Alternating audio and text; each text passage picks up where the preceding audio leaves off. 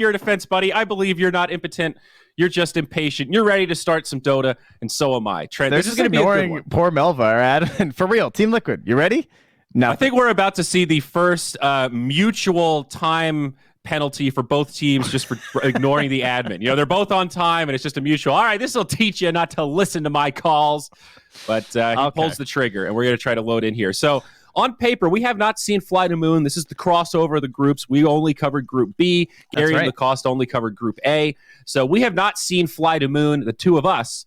Who should be the favorite on paper coming into this? And do we have some Ray odds that we can look at? I mean, I would assume it's pretty heavily in Liquid's favor. Help me out, Ray. Okay. That would be my assumption at the very least. FlyToMoon aren't like a bad team. They're like below some of the other squads in the region, but they're ahead of like who do we have yesterday?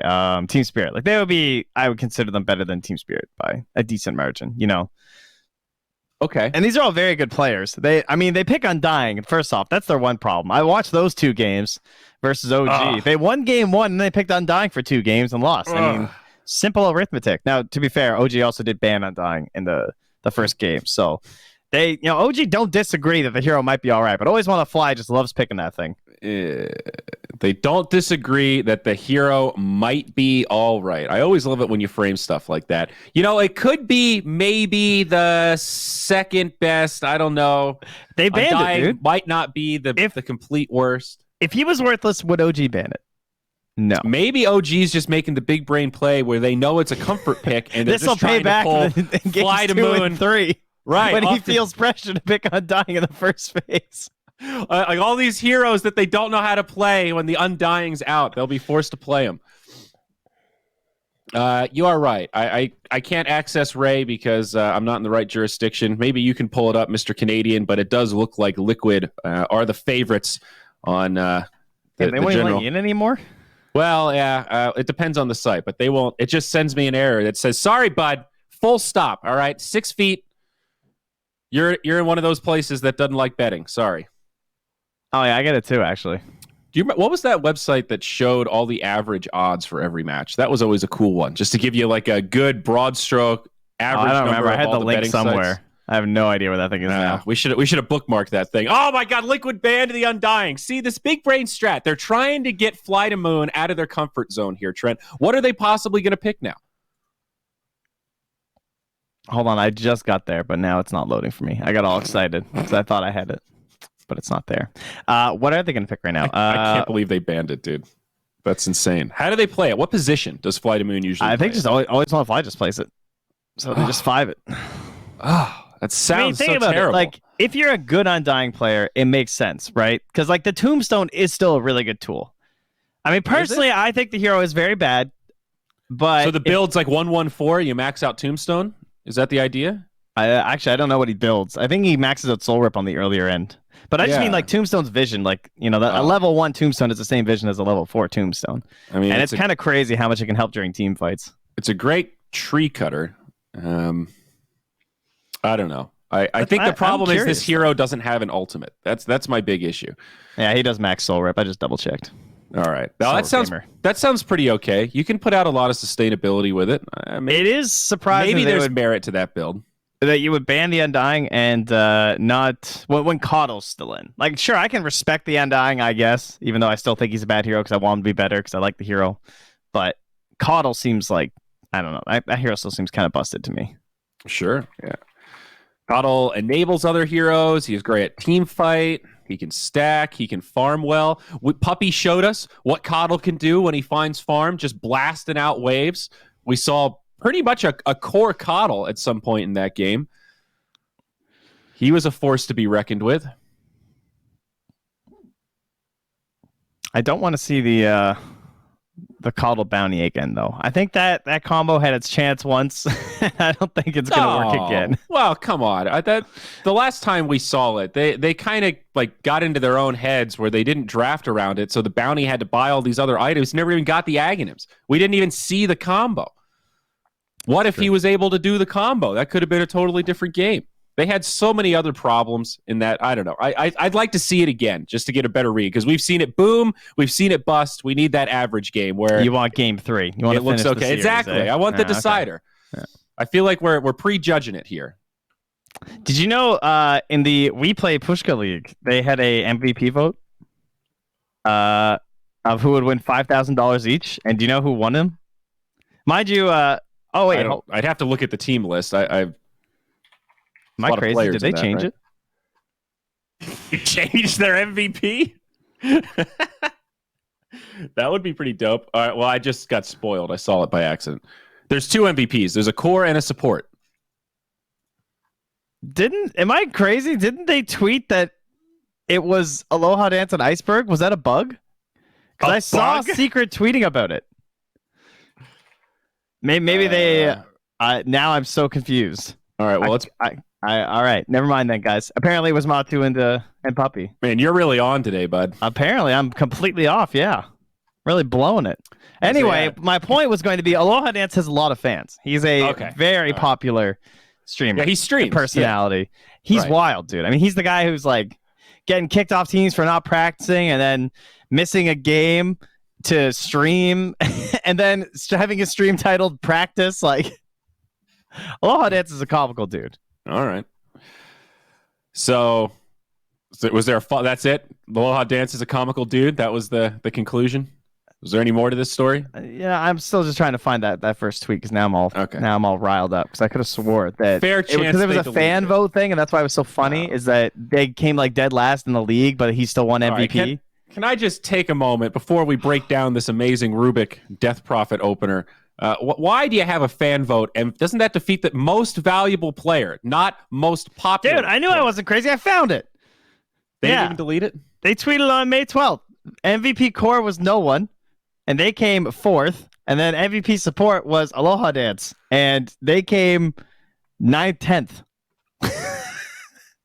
So I'm not insane. That did happen, and I guess they changed it. Well, yeah, it's dumb to do a fan vote, though. That's just most popular player. And that's cool. That has its own merit, but it's not the same thing. Don't just throw a V in there like valuable means something.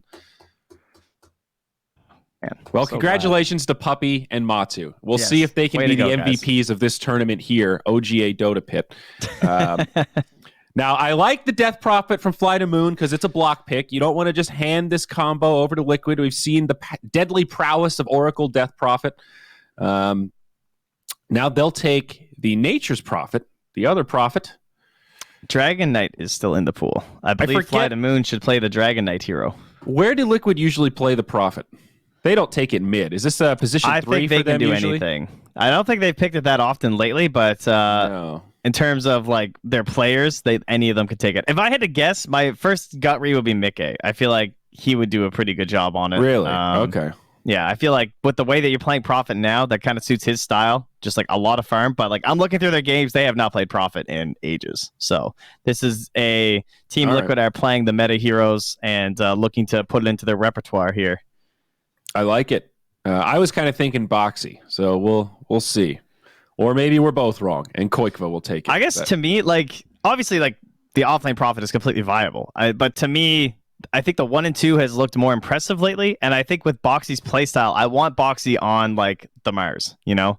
I want him on the Centaur. I want him to be, like, the jumping guy with actual stun control and, like, absorbing a bunch of damage. Because he's so good at that. Is still in, and you're right. He has played spectacularly on that hero. FlyToMoon. Do they want to take the Mars themselves as another deny pick? It's just a pretty good hero versus the Nature's Prophet. But like, if they like playing the Dragon Knight in multiple roles, I like Dragon Knight versus Prophet because like he doesn't do anything to DK, right? Not really. Okay, they grab it, and nice synergy with the Death Prophet, of course. Very solid pushing power now. And again, the flexibility is still there. So I kind of like taking Taiga's hero here, unless they're like already determined that they know where this Prophet's going. It would be nice to take your 4, and then you have like the flexibility between the 3 roles of the 1, 2, or the 3 for the Nature's Prophet. I guess one thing is you definitely don't want the Nature's Prophet mid at this point, probably because if he goes mid, he's gonna have to lean against the DK, and then he's just not gonna do anything.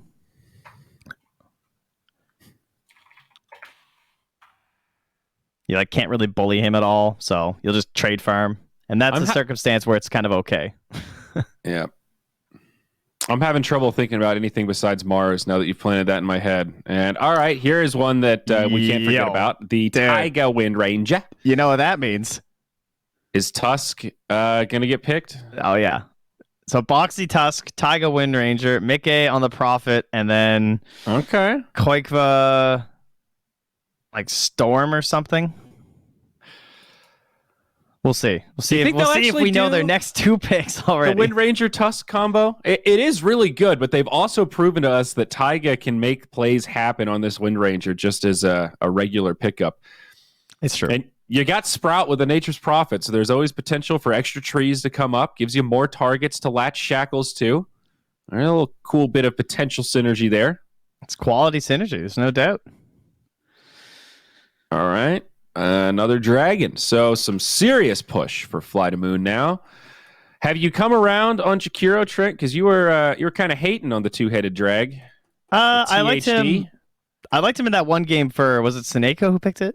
Where it was like versus like the Shadow Demon save and everything. I feel like that was the one good Jakiro game, and the other Jakiro games haven't been quite as good.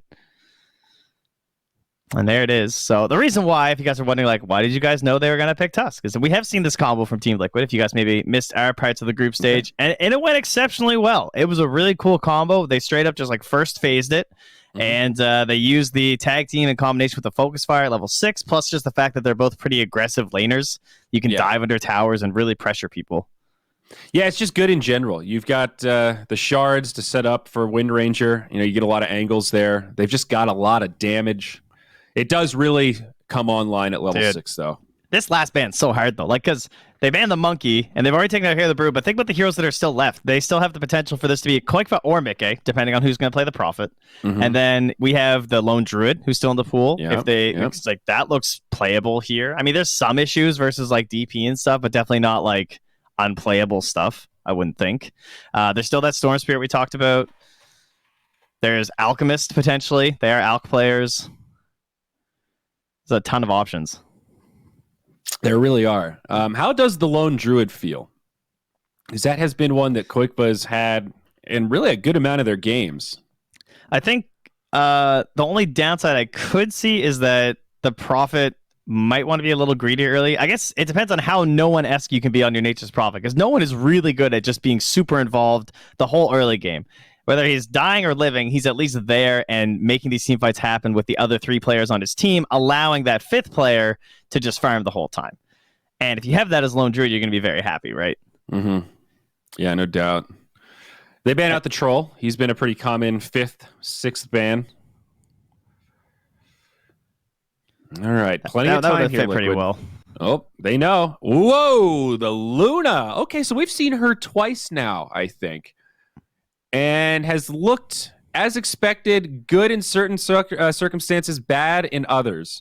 She can certainly farm up effectively. I still think this hero and stacks. That's what you got to do. And Liquid, very, very good at stacking the jungle. So based on that alone, I think I like this Luna pick, man. She's pretty good with Oracle, too. Just because you have like the false promise, and then if she gets any sorts of life steal, she'll, even if you can't get many heals off, she'll still be able to just like jack up that life steal to a crazy amount, and she'll be okay. Oh, okay. And a Phantom Lancer last pick. Now, Trent, we have a mutual friend, one of our anonymous analysts from afar that likes to send both of us notes on occasion when we say goofy things. I actually woke up to a little paragraph this morning explaining why PL is currently broken, and for some reason it hasn't been discovered out here in the West, but apparently in China, PL is the hot-ish, and he is absolutely decimating people. So hit me with it. No, that's I don't know. It's just that PL something he just feels overtuned. Like he's too strong. You can't shut him down. He takes over games. It's all the classic PL stuff. But for some reason, he's been mostly ignored in Europe from what I've seen. So I don't know. How do you feel about PL right now? Because we haven't really talked about him that much. I don't think we've seen him played in a single game from Group B. I'm trying to imagine like one game, and I can't really pick one. I don't remember watching a PL start building. Maybe there was one game where he was trying to get Diffusal and like didn't come online in time. My initial thoughts are his laning stage into the jungle just feels kind of like it always did. I don't know. Why would he be more overtuned now? So here was just the anecdotal evidence recently from China and C. It said that it seems like the amount drained from Diffusal Blade on illusions is part of what makes him so good in terms of shutting people down. There's been multiple games where teams were behind by like 15K net worth. There was an example of Execration versus T1 where T1 had a really fat Spectre. It looked like they were about to auto win, and then PL brought the game back. So I don't know. I'm curious. Our analyst from afar believes in the PL. Well, he believes in the PL. Now, PL versus Luna. That's kind of an interesting matchup because she does have AoE. The bouncy glaives are pretty darn good at killing illusions, at least early on. But I think eventually PL should kind of outscale that damage. Yeah, it's not cleave. It's, sure, they bounce, but it doesn't work as well as cleave does. And I did not know that Luna had a boar cosmetic. All right. Holy shit, she's riding a piggy, dude. What? When did that happen? When did Luna get a hog? But I like it. She got a Harley, dude. Please tell me that's its name. Oh, that's a missed opportunity. It's the Boar of the Black Ice Scourge. Wow. Okay. Damn, that's pretty cool. Does he have the golden shield? No. Okay, so Mickey lacking on the Luna cosmetics. He does have Moonfall. Oh, that is an immortal. I don't know this one. Contrary to what Valve will have you believe, everything golden isn't always the best. You got to have some aesthetics, some nice color coordination. Although Luna, one of the better golden heroes because it makes your ult just a golden waterfall. It's a golden shower of. We came in here, Phil, so we gave you a gold shower. So, which draft are you liking though? Do you believe in this Luna, or are you favoring the FlyToMoon drafts? I have to say, I think FlyToMoon have a pretty well-rounded lineup. They've got good push. Yeah, it's hard to disagree. They have a lot of first phase banned heroes. They have three of these heroes are very commonly the first phase of bans: the Rubik, the DK, and the Death Prophet. That would not be an unusual sight to see, and for good reason. They've been very strong meta heroes lately. I'm favoring the Luna a bit more. What? Taiga figures it out. He did some detective work here to figure out where this ward was, and boom. Take that. But I think the Luna's going to work. I like this whole Tusk Wind Ranger thing. They're on a timer. They're going to have certain expectations in terms of where they're at 15 minutes, but I feel like Liquid are going to do it. Yeah, I don't know. My opinion of Luna is shifting a little bit. Sort of similar to Bristleback. She used to have this reputation as someone that you have to 5-ban with, you have to use this aura, but I think you can play her as just a greedy carry that farms and takes stacks and just waits to hit critical mass, get a BKB, Manta, maybe another core item or two, and then take those fights once you got your Aegis set up. I think she still likes the laning stage buddy system, right? And I think that's where that's maybe where some of the misconceptions started, back in the olden days of just she was always a tri-laner and then people just kept clumping together, but in reality it's do your tri-lane thing, but then just go jungle like crazy. As Insania is just chasing Aloha Dance back behind his tower. I think you want to try to play around that momentum of the fact that, you can farm a little faster than most position ones. A little dance in the trees there. I can't believe they didn't tip each other. That was a prime opportunity for Aloha Dance to tip Insania, and yet it's General and Mickey who are duking out with the last hits here with the Crypt Swarm.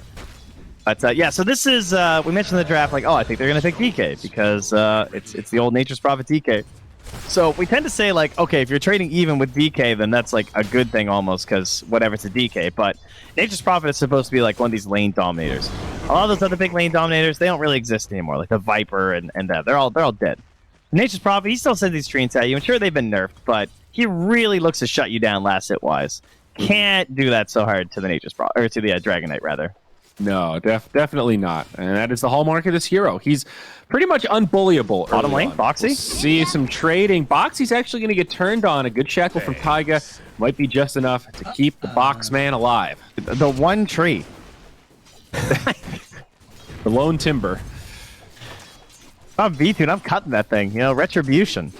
Yeah. So far, this off-lane combo not going amazingly for Liquid, but that's okay. They still have some room to ramp up. First couple levels aren't as scary, and I think Jakiro particularly good in these first couple levels. Very tanky.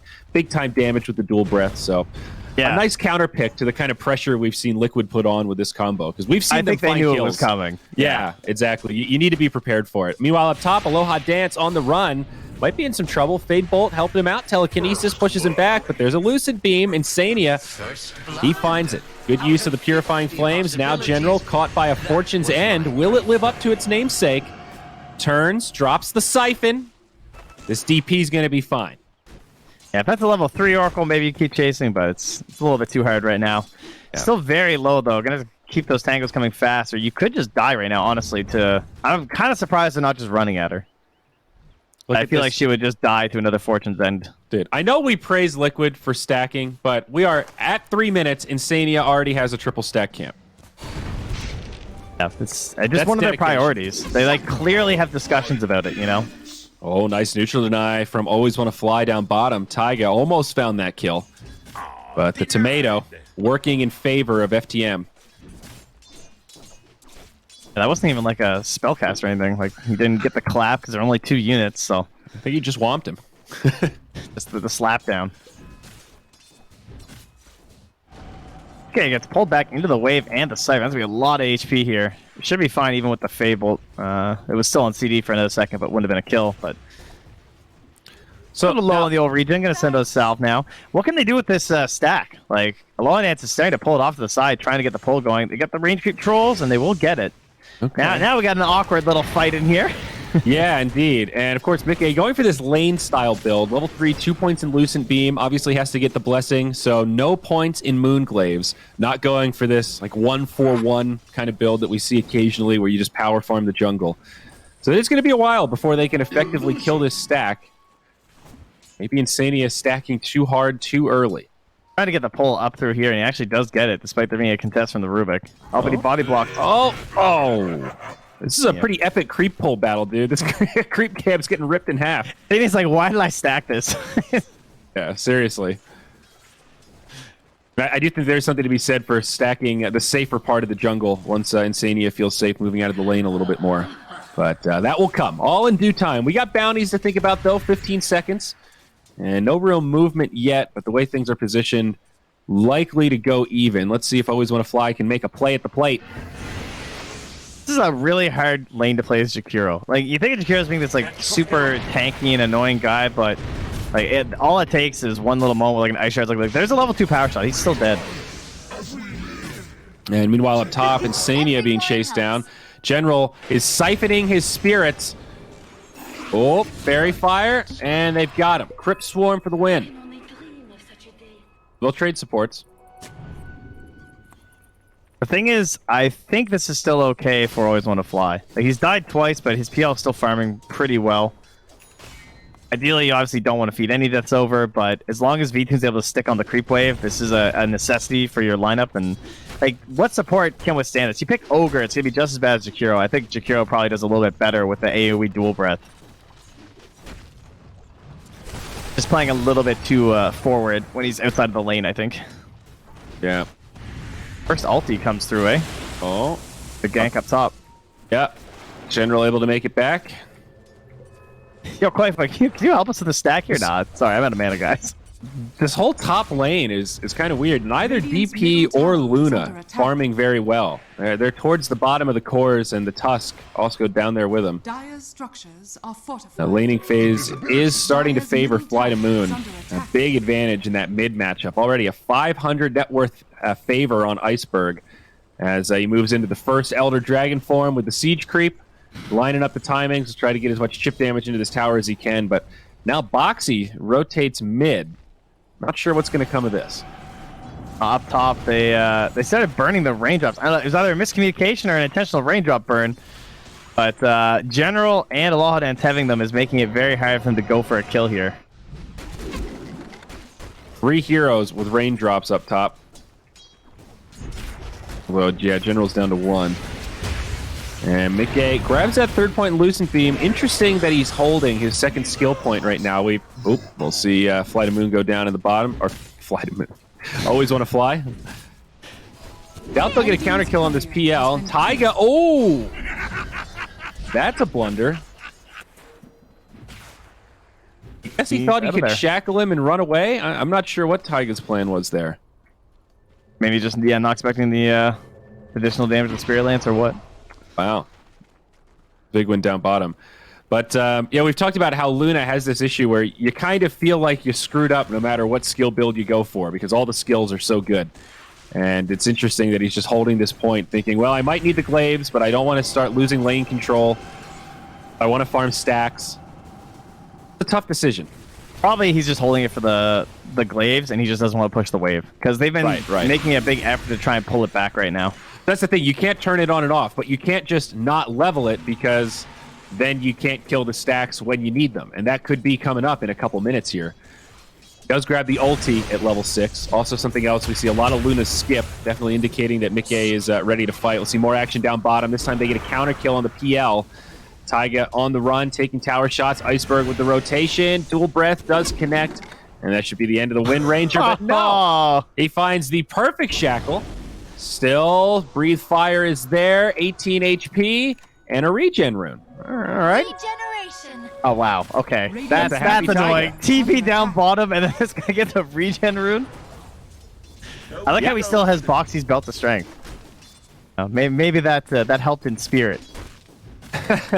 Taiga's like, don't worry, bud, I'm coming. The belt will be returned. All right, you ready for this? He's going to kill Always Want to Fly down here. Look, they have a ward. Come on, dude. Boxy, hit him with the ice shards or something. Power shot him. Boxy's getting straight bullied, dude. Yeah. I want him to go for that Shakiro kill. A level 3 power shot, man. That's the great thing about the Wind Ranger Tusk combo. It's just good across the board. They've got damage as they level up to 6, and it just gets better as they get stronger. So, well, make sure Rubik's not going to die up top, is he? Is he good? Yeah, he's all right. In the mid lane, Quickpa put the treants forward, and he grabbed the wave and pulled it off to the side, like we've been seeing quite a bit from Nature's Prophet, but he did it while Iceberg was ultied. So Iceberg came to try and put some damage on the tower, but he couldn't put as much as he wanted because he didn't want to tank the whole tower shot. Oh my god! Yep, Quickpa goes up top. They pop the Eclipse, and that is now a level 7 Luna with 4 points in Lucent Beam. Would you like to take a guess at how much damage that just did to that poor Rubik? A lot. It was 486 damage from that Wrath of Nature. That ability is insane, dude.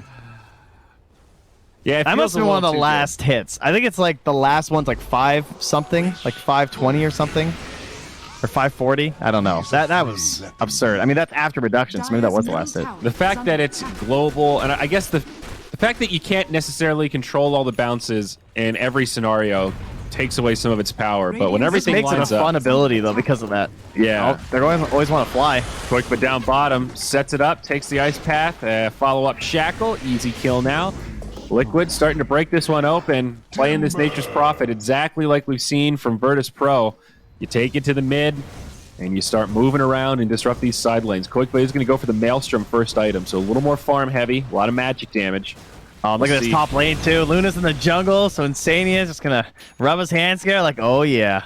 Now we're talking. Some XP for me, free last hits because I'm an Oracle.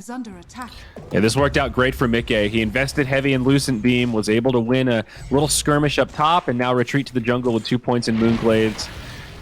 Feels solid. A net worth lead for Liquid. Blank, who got the poor man's shield? Oh, it was the DK. Probably can't show his dragon form or something.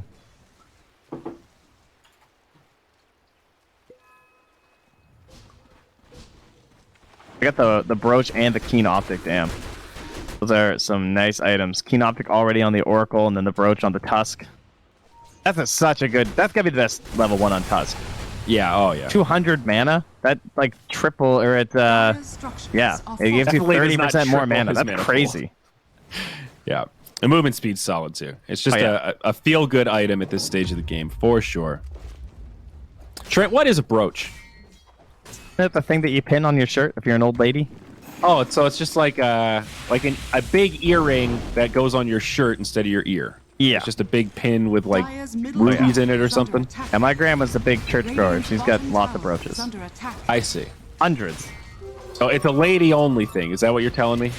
I'm not sure. I think there probably are male ones. Men brooches. I think those are just called tie clips. Always Aloha Dance going to go down in the mid. And now the counter push. So Liquid will save their tier 1 mid, and they will take a tier 1 in exchange. They actually push pretty darn fast themselves. Radiant's middle tower has fallen. Only 1 point in that Luna aura, but it helps. I mean, they push a lot faster than FlyToMoon does right now, that's for sure. Like, FlyToMoon's going to be scary with the levels and the ultimates and whatnot later on, but right now they cannot contest the squad of Liquid. And you see the line drawn up here. Does he want to smoke in here, or is he making a prediction, I wonder, from General? Dire's top tower. I guess that's where he said, I'm going this way. Oh, they're going this way, and I'm taking mid, perhaps? It might be the approach. I like the item build from Luna. Gonna see another Helm the Dominator first. Radiant's bottom tower is under attack. Gonna lose mid here. Yeah, the Helm first is great with their current lineup and like how they're playing this game. And it's the Maelstrom from Queco, which is kind of interesting, right? I thought the mech would be really good.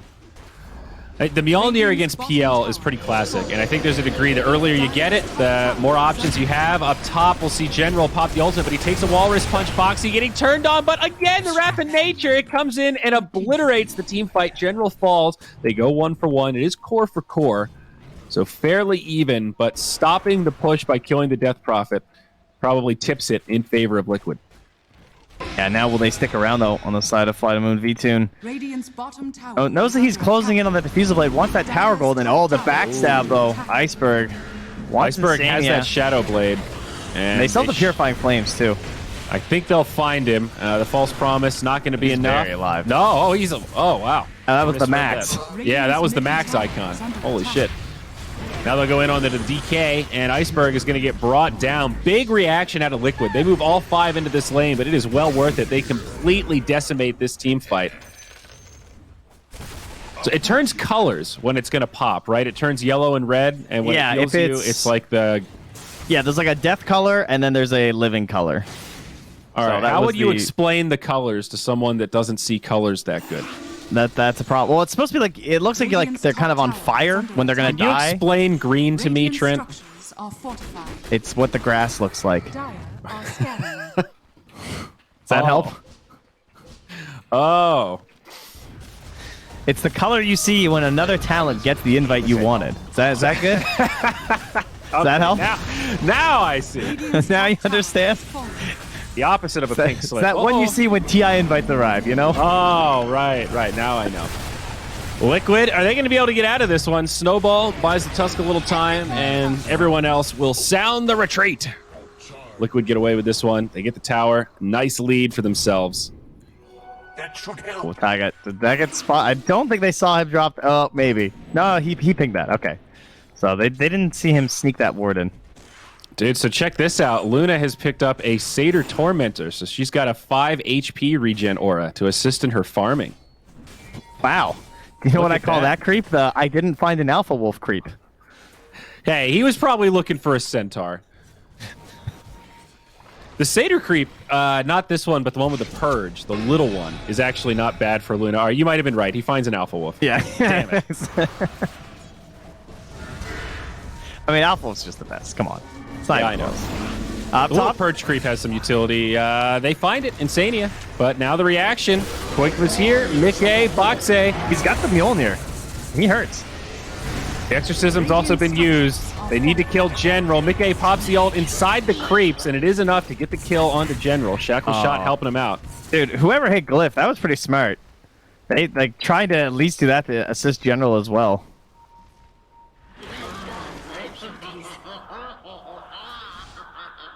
It was a good try, but unfortunately not enough. It's so rough when the DP just gets killed pretty much immediately after popping her ult. It feels like a double loss. You don't really mind if you die, but don't waste your ultimate. But both of them at the same time, back-to-back fights. Damn, yo. They're in a bit of a pickle right now from FlyToMoon, I feel. Yeah, this has really gotten away from them, huh? Yeah, I mean, they have a half duration left on the DK, so PL's probably going to TP into this, and they're going to fight.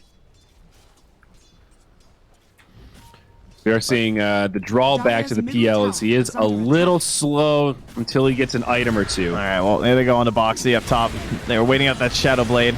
Yeah, PL not going to make this rotation, but they will still get the kill on the Tusk. A rinse and repeat type scenario.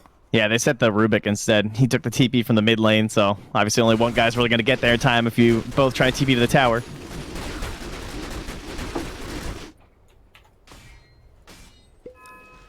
Taiga able to find a D ward there as he knows the pressure is coming once again to that top tower. But even without Exorcism or Dragon form, they should just let this one go. Dyer's top tower is under attack. Yeah. Dyer's structures are fortified. And Koikva is, since he skipped the mech that we saw so much from no one, he's just going right back to the BKB. Oh, I said they're going to let it fall, and yet here they come. They're TP chipping away at them. rotations. It'll be a 4v4 if they commit to it, but FTM, full retreat. So who's winning the 1v1, though? Because currently it's 8,500 for VTune and just 7,700 for Mickey. So, VTune's farming very well. Been a lot of space for the PL. 2-1 and 0. The Luna should start to surpass him, I would think. Well, you would think with Ancients, right? Yeah. But I guess because she hasn't really made her way down there yet, and VTune's been farming that up. And I guess That they've whole been busy area. fighting, so there aren't huge stacks for Liquid. She also joined on some of the pushes that he didn't, right? Yeah, she's 1-0-5, so she has been much more involved in the fights. But now she's down in the bottom half of the map. This is pretty good. I think losing that top territory isn't really that terrible for Liquid if they can cement themselves down bottom already. Like, they have a great ward place here still. I think they want to defend this just to keep pulling FlyToMoon away from the Luna, because she's in the sweet spot in terms of farm. Up top, though, they're going to lose the Tusk first. A really awkward initiation for Liquid. They're completely spread out. Taiga getting killed by Dragons, and Sania getting killed by the PL. Boxy did survive. Mickey now comes in, drops the ult, but it's illusions only. And VTune just destroys the Luna. Liquid. Oh, no. This is not an example of doing it. Yeah, I think they thought they could get one more defense out of there, and maybe they weren't expecting V2 to make the rotation. Then again, with the wards they have, they probably saw that he was coming up there. Or at least they should have known that he wasn't jungling, considering where their Luna was playing. Like, Luna had covered this whole territory, and they didn't see PL here, so V2 joining the fight just made that a bit of a wash in their favor, and now this is the only downside to losing control of the top, is if they can Rosh. And they can certainly get it done. Remember when PL couldn't Rosh? And then suddenly he just became a great Rosh hero because Roshan didn't kill illusions anymore? Yeah. That was a big buff to PL. Yep, that sure was. And now Liquid are going to come in. Boxy? They might try to The do timing! something here. He got the kill. But he kills Roche. Aegis ends up being snatched by the PL, but they don't kill the Aegis. So it is a bit of a win for Liquid. I mean, they Boxy also got don't take out. any casualties. Yeah, so. it's not like he fed for it, so... Yeah. Dude, how? I'm a little surprised. I guess he just punched him. I don't know. I'd have to watch it in slow motion to be able to tell you for sure. It looked like it was just the roll damage, which seems kind of impossible, but I'm going to check. I mean, anything's possible. It hits for 200. He hit Roshan with Snowball for 90 damage and killed Roche. It's just god tier timing. That's okay? amazing. Yeah. Oh, generally snipes the bounty rune. What a bandit. Oh, man. He needs more levels so he could be all chatting right now with his voice lines. He's only bronze, though. A big disappointment from General here. You think this battle pass is going to be good, Trent? I course feel it like is. the expectations are higher than ever because everyone's been stuck inside. They've been wanting this thing. They're begging for it. I honestly, I hope that they bring back that coaches challenge thing because that was like some of the funnest stuff I did. Just make sure people have to opt into it because that was the worst when people were just getting you in their game and they did not want you there. And I could sympathize for that because who wants a coach when you didn't ask for one?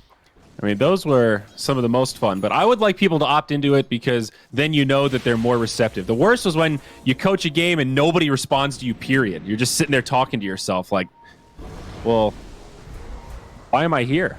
What's it all for, man? Mid lane, the jump. They're going to go in on the Hard target. iceberg. Are they going to be able to bring him down? I'm not so sure. Now the rotations are here. Oh, that shackle Liquid. stolen from Aloha Dance.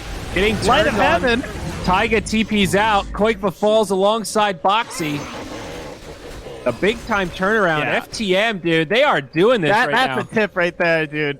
You want to see a Wind Ranger? I'll show you a Wind Ranger. Dude, stolen shackle shot is terrifying with Rubik now. This never used to really be an issue, right? Because he didn't have the arcane supremacy before.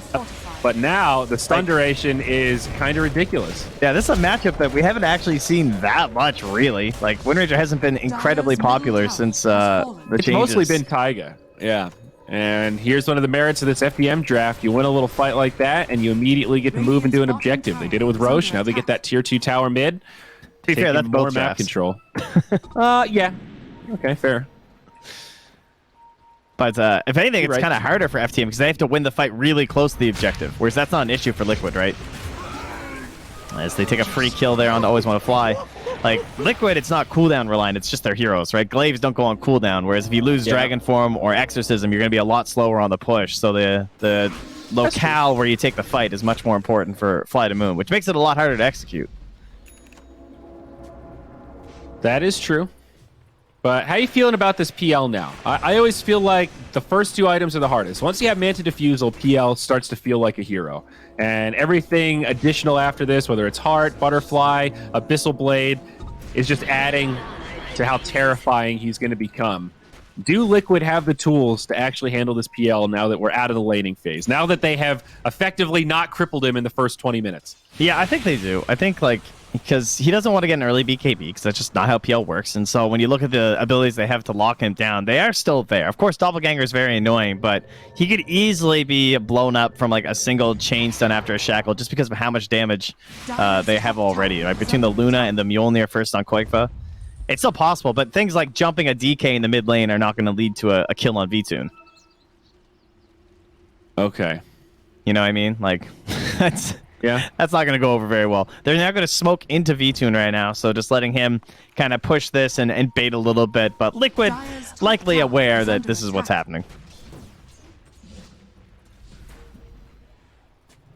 Look how Boxy's sitting at the top of the staircase farming, and Insania is backing him up down here because they're not sure, right? If Boxy's about to break a smoke. He just wants to be there to be able to save him. Roots and run. But now they know, obviously, with up top, Always Want to Fly showing. Going to be a simple tier 2 tower trade. Radiant's bottom tower has fallen. But where do we Dire's go top from tower here? is under Both attack. teams will probably just back out into the jungle with another farm rotation. Dire's top tower I don't see has anything fallen. too wild in terms of But- items coming out across the board. Everyone's just building extremely standard stuff. Maybe the slight difference will be general going for the Greaves on the DP. Oh, Radiant's all right. bottom tower Iceberg is under hasted up attack. and Invis here, but that was a dire Observer and Sentry combo, and they just ignored him. But so why Greaves this game, other than just the 5-man aspect? Nothing really other than getting rid of the Spirit Vessel is pretty nice. Abyssal the right call for a PL next? Yes. I think so. Yeah. It's pretty scary. The only other argument is getting something that makes you a little bit tankier, but Art. I believe that he can do this. Like yes, Liquid can kill him, but I do think it's hard to do. Honestly, not a terrible Butterfly game. Well, they have okay MKB carriers. Wind Ranger for sure, but she'll struggle to get it. Luna doesn't really like it. Prophet can buy MKB, though not really.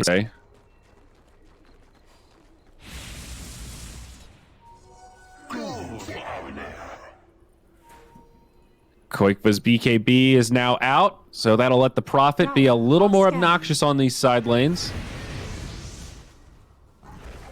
Yeah, he's going for the AC after too, as the dire scan. Dire's middle Trying to figure tower out is exactly under what's going attack. on here. Always Want to Fly now gonna be scared out. He might just be dead here, but nope. Quickfoot, not sure how many allies are around him, so Always Want to Fly gets to live despite having absolutely nothing to keep him alive here. Quickfoot could have just walked out of those trees and he would have died. Radiant's Both bottom teams playing tower is cautious. under attack. Game 1, elimination series. The battle of the farming continues. Surprised Although it's a dire gold lead, but I guess it's another one of these support issues. As well, speaking of supports, a lot of answers gets fish punched into a death, and they buyback, want the though. comeback though. They're going to go into this. They find Boxy. That'll be the first Radiant's kill. bottom tower is under attack. Hungry Oh, for Iceberg, more? he guessed wrong. Mickey has a BKB. Oracle, of course, with False Promise. These are not going to be easy kills. B-Tune pressing forward, but they get out. All right. Well, just a Rubik buyback. Not particularly costly, about 600 gold. So that slows down his Blink progress, but remember, the Tusk is a core in this game, so support for core kill. The other thing that could hurt that, well, to be fair, he's also poorer than the Wind Ranger, so I mean, after his death, but still. Radiant are scanning. The thing that could hurt them is if Aloha Dance dies again, and during that next window for Roche, right? Sure. 'Cause now he basically misses the next Roche fight. He won't have buyback for that, which is obviously more important than trying to get a return kill on a tier 2. Yeah, fair point. Luna's got that butterfly queued up. I think Luna was a Han hero. I think that was the name of the Han version of Wind Ranger. I just remembered that. There you go. Fun fact for all you New Earthians. Nikkei leading the charge here as they find Iceberg. He has the BKB, though. And they're going to turn. Looks like FTM want to fight this. Toss down on the low ground. All the BKBs getting popped, and Sania gets deleted. Buys back. They're putting pretty good damage into V2's dropping fast. He goes down. Mikkei with the BKB on, destroying Iceberg. It's a beautiful eclipse. The PL didn't have any time to ramp up, so there were no illusions to absorb all that damage. They'll also get the Jakiro, and maybe looking for more. Aloha Dance. TP's out. No vision. Big fight for Liquid. Well, the power of Oracle, even when you don't cast a single spell, they fully commit onto you like that, and then you just get blown up. You know, like he dove in because he has to as the PL. He wants to kill the Oracle as fast as he can. That's kind of like his big target hero. But like you pointed out, didn't have a big illusion army going. The DK had to pop the BKB a little bit early there, and even if it was 10 seconds, he lost like the first half of it pretty much before there was like a true fight coming from his own allies. And then once that thing ended, he got evaporated. Now he's feeling the pain of that Abyssal thought, and he's going back for the Scotty. Needs more stats. As they get Aloha Dance again, this is the buyback. This could be a big one, but the Tusk, he might have gone too far. False Promise comes out, and Sania able to save him. Mikkei does get that kill on the Rubik. 75 seconds on the sideline, but now Insania gets brought down. BKB in 1 second, don't do it, Mikkei. Foxy pops. I saw the colors that time as Mikkei also gets chased down. Just as Liquid take a step forward, it's another step back. FTM level it out again. Yeah, I'm glad he didn't go for the I'm dying BKB. it was tempting, I'm sure, but yeah, that was really bad. All for diving a Rubik past the tier 2. Yep. I'm not even sure. I guess he literally just got ran down on the Luna just because like you didn't have your BKBs and you went for that push after. And the worst case scenario pretty much would be an instant Roche spawn. It is going to be on the earlier end, but they'll largely be back by the time the heroes can get there from the side of FlyToMoon. Tiger's going to run into General here. Don't think much will come of it. Luna does have the Grove Bow, one of the better items for her, that extra attack range, something she actually really benefits from. And get some value out of the magic amp, but I think lifesteal is going to need to be a priority for Liquid at some point, especially on this Luna. Whether it's a Vlad's or something else. I mean, the eventual Satanic, I'm sure, but that's still pretty far away. Real far away, yeah. I would almost like to see her get a Morbid Mask or the Butterfly. It adds a lot to your sustainability. I think it only does enough if you're going to be getting ulted in these fights, though, by Insania. I think just like the naked lifesteal isn't that much, but when you combine it with the False Promise, it might be kind of worth it. I don't know. You don't want her to have to invest in it. I think a Vlad's would be something. Ah, here we go. Oh, she got saved. Don't worry. Okay, Paladin Sword. See, I called it, dude. I sniped it. There it is. Perfect. The Dota gods are just a looking little out for gift Mikkei. from Ice Frog. Here you go. Oh man, what am I gonna do about lifesteal this game? All right, well, this is perfect. This solves everything. Liquid got this in the bag, bud. That's it, eh? That's game. You know, lifesteal and the Paladin Sword and an Eagle Song, and that's it. I think so. Well, oh, don't worry. He's got a smart build giveth. here. Okay, Paladin Sword on the other side. Aegis in the hands of PL, but he stopped at the Basher, didn't get the Abyssal Blade, now wants to go back for the Scotty. So he's already got a plan really to quiet because they're looking for Boxy. Counteract some of this healing. Boxy, ooh, he blinks in. All right, they found him. Dude, that was comical. It's standing in that tree line. DP just walks by. What the? Goes back. That's a bit of a feed there, Boxy. I'm kind of thinking PL might be able to carry this. I'm getting a little nervous for Liquid. Yeah, they really blew it on that death at the tier 2 mid. That was pretty bad.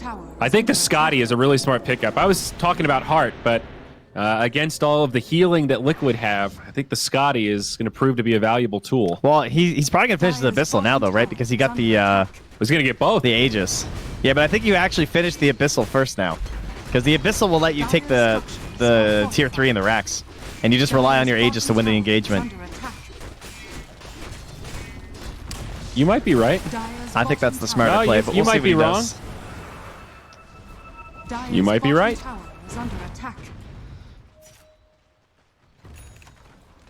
Well, any of these saving items? Oh, he went back and he did it. There you go. And I don't know. I like the Abyssal personally. But that's all right. But don't worry. Hang on for 3 minutes, and he's going to have it. So Yeah, there you go. definitely not an either-or kind of scenario here. We'll see if FTM actually pressure the high ground. B-Tune does charge up, kind of baiting it a little bit. Well, they're Chipping going to at the lose tower. this whole wave here, though, because Quakeva's already gotten the next one. So if they want to keep pushing, they got to keep this catapult Dude, alive. he does. Look at that. Great doppelganger just to create some illusions and get 3, 4 more auto attacks out of this siege creep. Now the Jakiro comes in. They put down a liquid fire. Talk about it a lot, but pro players do love those siege creeps. Shackle does not Someone connect. kill that catapult, dude. They just mech'd it. They healed it. It's alive. It's even got the telescope aura. Oh, finally goes down. The glyph will finish him off. Oh, no. Backdoor protection is not kicked in yet, and FTM, they will finish this off. But now do they want to commit? They're going to go in onto the Tusk, the mana burn, the damage. He is down. Buyback from Boxy, though. Iceberg. Man, what a defense by Liquid, though, because they only had 3 heroes here. Like, they've just brought in Koikva, and Mickey was farming in the jungle that whole time trying to finish out the butterfly. I'm surprised how well that went for them. Yeah, although it also seemed like FTM didn't really want to take it, but they just wanted to poke and see, okay, let's see if they react. We'll put the PL up there. They didn't use the, I guess Dragon Form was on cooldown, but they didn't use the Exorcism. I mean, that's why I'm kind of impressed by Liquid, because they didn't overcommit or blow it. Like, they just kept Mickey farming, you know what I mean? Yeah. Whereas a lot of these heroes on the side of FlyToMoon were just kind of camping and waiting. That Shackle somehow didn't latch, stolen from the Rubik. Snowball save, but is it actually going to be a save? V-Tune gets stunned up. Mickey taking a lot of damage. They turn and drop Taiga. He does have a buyback, but Liquid taking big-time losses here. There's the false promise. Mickey getting healed up. He'll be fine for now. V-Tune just turns onto Koikva. Big damage and also big mana burn. V-Tune getting low, though. Shackle. Oh, another Shackle. Big stuff from the Rubik. It's a long duration stun. You can almost feel their pain. Koikva has to BKB just to live. Mickey pops the ultimate, puts some damage into the Death Prophet. She just used Exorcism, but that's the cheese. She's going to live. A dieback for Boxy now. Liquid in big trouble. Aegis still standing on B2. He'll reinitiate. They get Iceberg, but Mickey's down. No buyback there. Insania desperately trying to live, but he's slowed down into oblivion. The trees get destroyed. It's a noble effort from Koikva, but not enough. 3 on the sideline. No buybacks for Liquid. No outer towers to save their structures, and big-time damage is coming their way. Yeah, I'm impressed how long they held it out there, like getting Mickey that farm, but FlyToMoon just looking so strong when they finally make that big approach. Man, that catapult kind of ruined everything for them. You know, that bottom lane, like it let them just stick around there for so long, and then the rotation mid when that wave eventually pushed through. Again, there's no creeps here, right? You're right. No lanes pushing in, so they're not going to get megas off this. It's still pretty crippling damage, but they won't be able to end the game here or even put on the finishing blow. The seeds of fortune. Man, that was pretty monstrous DK there from Iceberg, that fight. I think he had the cheese, right? Or did he pass it off, did you say? The DP ate the cheese. I'm not sure. Yeah, okay, so he passed her the cheese during that. All right, Yeah. that's what it was then. Yeah, because I saw he had the cheese and he was getting low, and I was like, where'd his cheese go? But then I heard you say cheese, and then I realized, okay, he handed it off to her. And it'll be the Radiant who get the Vlads first, for Always Want to Fly now. Well, I mean, there's still some pretty monstrous heroes here on the side of Liquid. If Mickey can get to his Satanic, that would be the next hope and dream for you. I mean, Koikva has his, right? Like, Koikva is a monster, and perhaps now they're going to be less willing to actually engage you and pay even more attention to these creep waves if you're Liquid, right? Try and push us away from ever having another 5v5.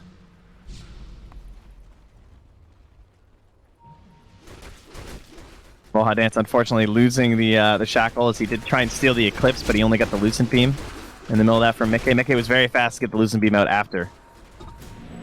Mohadant's in a bad spot. No buyback here, as he is very poor. Yeah. Oh, sorry, I didn't know you were gone. Hi. Oh, don't worry, I still had it. Well, you're back. Hey there. Dire's top tower. You weren't is gone that under long. That's attack. pretty fast. That wasn't that bad. I still don't know what I'm paying Mike for, muted. though. Oh, now you're good. Okay. Yeah, I think I'm back in the VMix call, hopefully. Either way, they were not able to push the creep waves out as they are keeping the momentum going from the side of FlyToMoon. They're smoking the back line. A Princess Knife now from General. Liquid not able to get those neutral items. And Tiger wrapping around behind. They found the real PL. He's going to get abyssaled. Yeah, Tiger's in trouble, and on the other side, always want to fly. He's actually going to live. It's a very spread out fight, but Iceberg and B-Tune get shackled up. Boxy gets the false promise, but looks like he's going to pop. There's just not enough healing to keep him alive. See ya. 2 down on Liquid, no buybacks. This is the final hold. Insania getting chased down. He'll be the 3rd one to fall. Now Koikba taking a lot of damage from Mickey. I mean, alongside Mickey, rather. Yeah. No friendly fire. It's a 5-0 and a brutal final fight. Our remote stats man sniped it with this PL, dude. This hero's scary. Well, V2 just played it like perfect. Like if I had this PL on my team in a game, I would be so happy. Like he didn't come to any bad fights. He only came at that moment when he was really necessary up top to get like the final push on the tower, and he also enabled additional punish with the defusal blade on that first tier 1 take in the top lane, which definitely helped his team because that's one of the moments that really slowed down Liquid. No, you're absolutely right. PL is tricky in terms of knowing when to be quiet and just let your team do what they're going to do. Maybe they lose some skirmishes, but you're getting your free farm on and then knowing when to show up. And he had that balance just about perfectly right there at that 21, 22-minute mark. That was the big shift for PL. Yeah, they had some nice moves that game too. Iceberg, solid performance as well on the DK. Pretty much interesting because like he had the Shadow Blade, like no Blink Dagger, but there were moments where they were kind of chasing after Liquid and they couldn't get kills, but they didn't really get focused or bogged down on like chase down potential and stuff after team fights. They kind of just tried to push the momentum in their favor by just going after objectives and allowing Liquid to fight into them. And obviously Liquid, there were definitely moments where they probably should have had this game. I think even into the later parts, especially around like the 20-minute mark where they won that fight and then they went down and just dropped a bunch of heroes of the tier 2. That was pretty bad. Yeah. I can't remember if that was 20 or 25 minutes, but either way, that was 25. Yeah, that was a pretty disastrous moment for them. I also like this Jakiro pick. I know you mentioned it feels so bad for the Jakiro not being able to just straight bully him out of the lane, but I think it did stop this Tusk Wind Ranger combo from taking over and certainly stop them from crippling the PL. Boxy had a pretty rough game. 5-11 and 11 on the Tusk that game. He felt like a support Tusk pretty early on. Yeah, there's not a lot of heroes on position 5 that can at least contest those 2 heroes. Because again, we mentioned like the Ogre, but he's a single target based hero. Like he's not going to be able to do enough with Ignite. So just the double dual breaths over and over. Even though they killed him a couple times, V2 was just always on the lane. And that's obviously going to be extremely important for a PL player. So Liquid need to keep their game plan super steady and not feed away after those moments. And also, okay, those stolen shackle shots. Yo. That first one, that one in the mid lane on the 2 heroes, that was brutal. And then the one at the last fight, high ground, that was like a 5-second 2-man stun. Dude, Rubik. Like just straight Rubik. We've been saying it in pretty much every draft, and it feels like a travesty when this hero isn't picked. But all right, we got to take a break. We have to take a break. Game number 2 coming up, folks. Stick with us. We got a lot more Dota 2 coming your way. This elimination series about to go into game 2. We got a whole nother series after this one.